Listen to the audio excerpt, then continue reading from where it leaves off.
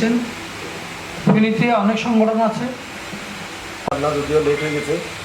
আমি আসলে একটা প্রত্যাশা থাকবে জাতির কাছে বা আপনাদের কাছে যে গণমাধ্যমটা আসলে সবাইকে আজকের এই দিবস, এই জন্যই আজকে আমাদের এই অবস্থা। আমরা যদি ঐক্যবদ্ধ হতে পারি, আমরা যদি পারস্পরিক ইউনিটিকে ধন্যবাদ জানাচ্ছি।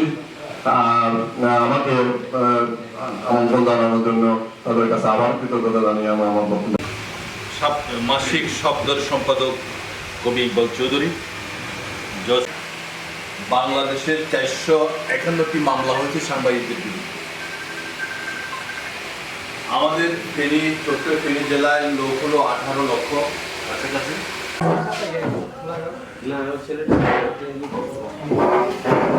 তুলে ধরান, এই ভালো দিকগুলো তুলে ধরার ফলে অন্যরা এটা নিয়ে ভূমিকা রাখা উচিত যে সমাজের আজকে এই পরিবেশ বিপর্যয়ের কারণে হে ইউনিটি সৎ বহন করো হৃদয়ে কঠোরে খবরের ঋণ মুক্তির গণমাধ্যম প্রচার করতে পারছে, সেই হিসেবে অনেক পোড় খেয়েছেন, খুব কষ্ট পেয়েছেন, পাচ্ছেন, আমরাও পাচ্ছি।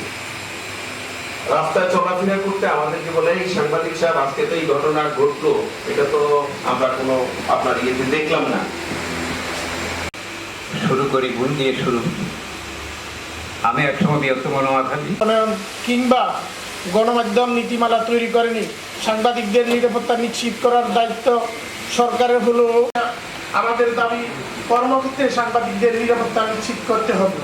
সাংবাদিকদের সম্মানজনক বেতন ভাতা নির্ধারণ ও বাস্তবায়ন করতে হবে।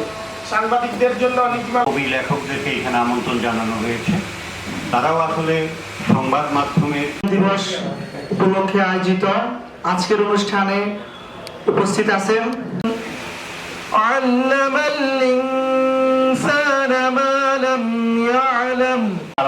থাকতে পারে, এই জন্য আন্তরিকভাবে দুঃখিত।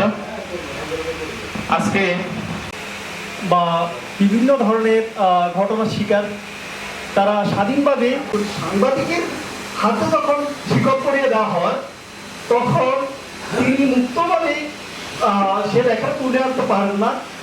আর সে লেখা তুলে আনতে পারেন কিছু পাচার করে বা বিভিন্ন ধরনের এগুলো আমি একটু জানি, আমরা একটু শুনি। তো আমরা আশা করবো যে আমাদের সাংবাদিক সমাজ এই ধরনের আলোচনা আইনের পাশে থাকবে আমরা প্রত্যাশা করি। আসসালামু আলাইকুম ওয়া রাহমাতুল্লাহ।